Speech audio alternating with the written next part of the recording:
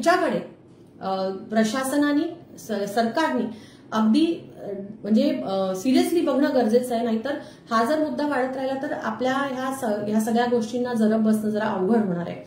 दुसरा जो मुद्दा ह्या केसेसमधला जास्त अल्पवयीन मुलींच्या केसेसमधला तो म्हणजे पॉक्सोचा मुद्दा. इमिडिएट FIR हे त्याच्यामधलं सर्वात पहिलं प्रावधान आहे.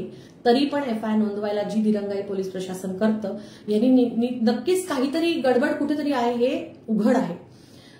त्याच्यावरूनही पुढची गोष्ट जी विशेषतः बदलापूरच्या केसमध्ये जाणवते ती म्हणजे सरकारी वकील म्हणून उज्ज्वल निकमांची तिथे नियुक्ती केलेली आहे.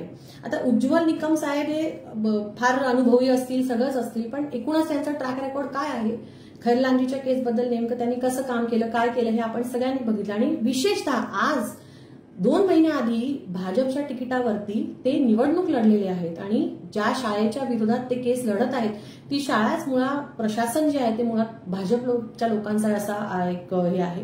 त्याच्यामुळे ते कसं काय त्या मुलीला न्याय देऊ शकतील हा सर्वात मोठा प्रश्न आहे. त्यामुळे वंचित बहुजन आघाडीच्या माध्यमातून सातत्याने आदरणीय बाळासाहेब आंबेडकर आणि रेखाताईंनी हे मांडलेलं आहे की उज्ज्वल निकमांची जी काही त्यांना जी केस दिलेली आहे ती त्यांनी काढून घ्यावी आणि दुसऱ्या कुठल्या तरी चांगल्या वकिलांना राज्य सरकारने ती केस चालवायला द्यायला पाहिजे.